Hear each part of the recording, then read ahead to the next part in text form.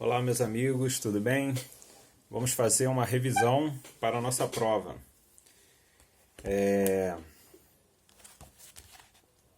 Vamos começar pelo capítulo.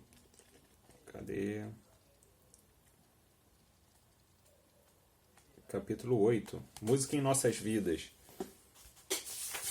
Eu vou falando algumas coisas que estão dentro desse capítulo e do próximo, e que são conteúdos para revisar para a prova, né? O que era um menestrel? Vocês lembram disso? A gente teve isso aqui, o menestrel está na página 106. 106. Menestrel era um tipo de músico que existia na Idade Média e ele era um músico itinerante. Ele ia indo de vilarejo em vilarejo, cantando em praças públicas e tudo mais, fazendo suas apresentações, né? Tanto musicais quanto uma apresentação quase teatral, né? Quase não, de certa forma teatral também. Eles eram faziam umas apresentações um tanto cênicas, assim, e tocavam instrumentos e faziam suas canções também. Então o menestrel é um músico da Idade Média que ia de vilarejo em vilarejo fazendo suas apresentações.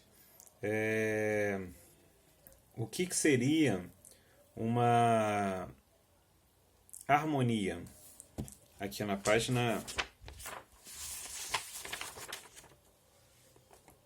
104 a gente fala sobre isso. A harmonia é como se fosse a base da música, a gente costuma chamar de base. Ou seja, quando tem um instrumento, alguém tocando um violão, fazendo o que a gente chamaria de base, fazendo uns acordes, e tem alguém cantando, o que está tocando o violão está fazendo a harmonia. E o que é basicamente a harmonia? É quando duas ou mais notas são tocadas ao mesmo tempo. Isso cria uma base. Então, quando duas ou mais notas são tocadas ao mesmo tempo, também conhecido como acordes, acorde é quando duas ou mais notas são tocadas ao mesmo tempo. Quando acontece o acorde, está acontecendo ali a harmonia. O que é um timbre?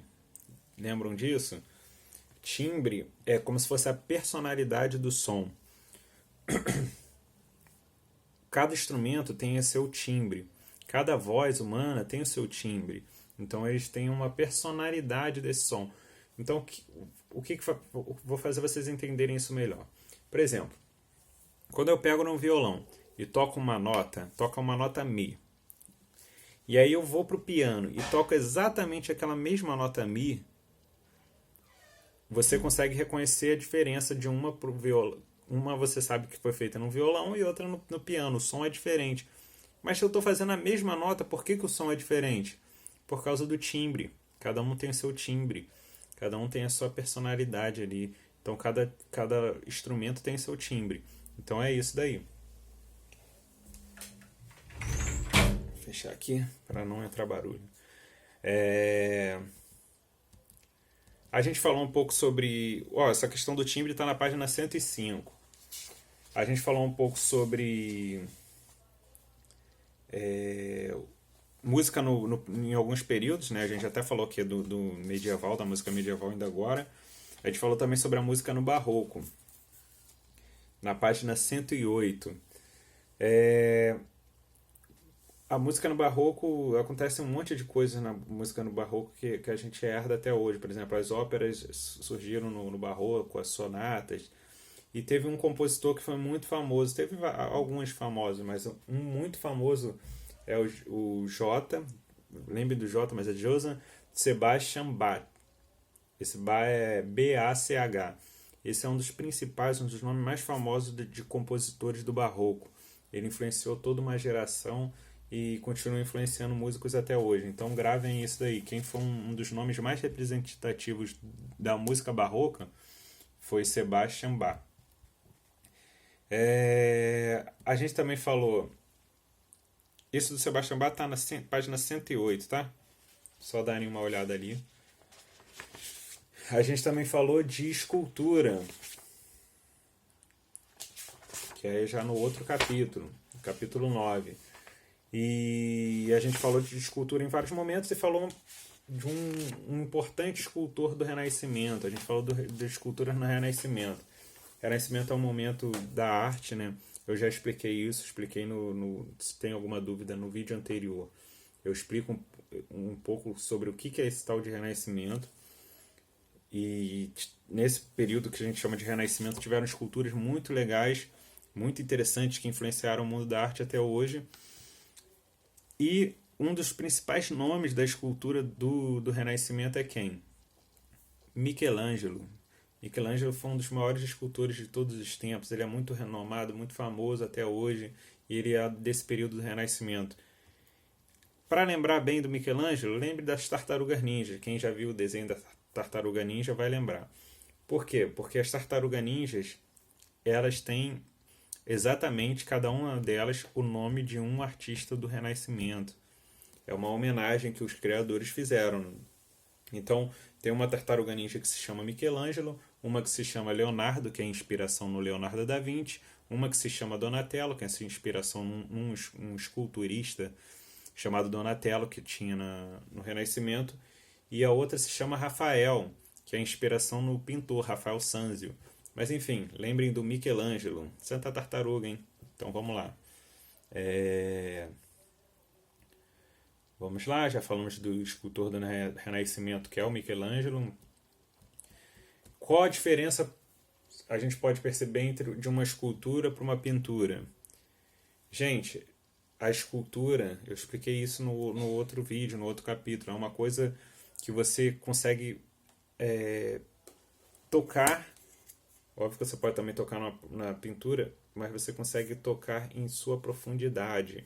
Ou seja, a pintura, ela trabalha com duas dimensões, é 2D, é altura e largura. Ah, mas professor, mas tem umas pinturas que eu consigo ver lá várias coisas indo para dentro, como se fosse uma profundidade. Sim, você consegue ver, porque existe uma ilusão de profundidade ali.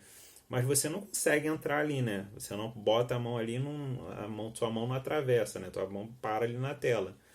Porque aquilo dali são ilusões para te dar a sensação de profundidade, mas ela está trabalhando num campo de altura e largura. A escultura trabalha num campo de 3 dimensões. O que são as 3 dimensões? São a altura, a largura e a profundidade. Sua capacidade de pegar um objeto e olhar ele em diversas pontos de vista, o mesmo objeto, você ser capaz de tocá-lo. Isso faz uma grande diferença entre a escultura e a cultura. E a pintura. A escultura, ela trabalha com a noção do tridimensional.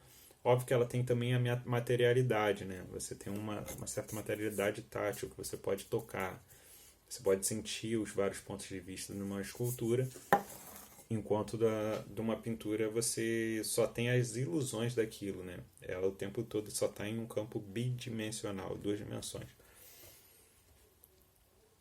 A ópera surge em qual período artístico? A gente já falou sobre isso. Ela surge no Barroco. Que página que era? Deixa eu lembrar.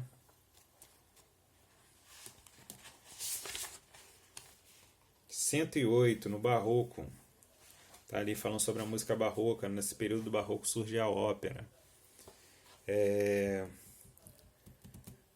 A gente viu também sobre a música clássica.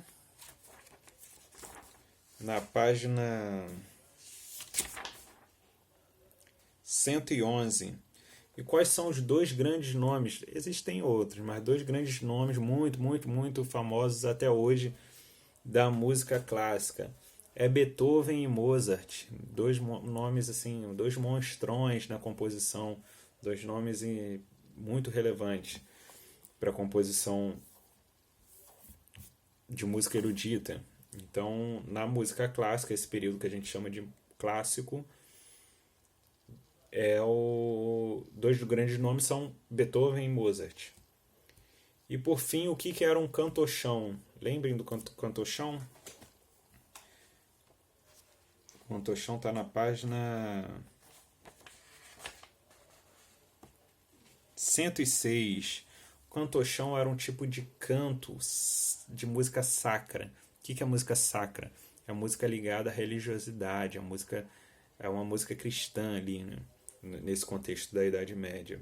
Ele é uma música que acontecia na Idade Média, que era uma música religiosa, que era unissono, ou seja, era um som só, uma pessoa só cantando, Se vocês tiverem alguma curiosidade de saber como é, coloquem música sacra no YouTube, vocês vão encontrar com facilidade.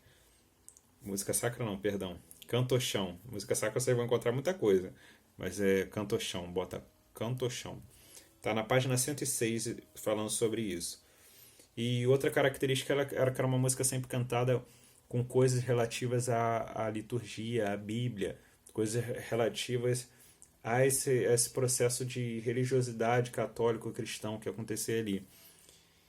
E era sempre cantada em latim, porque a latim era o idioma meio que oficial para a igreja cantava em latim. Os textos eram em latim e as músicas eram em latim. Ok? Se tiverem qualquer dúvida, me avisem. Falou? Falou, gente. Boa prova. Arrasem lá, tá? Valeu. Tchauzinho.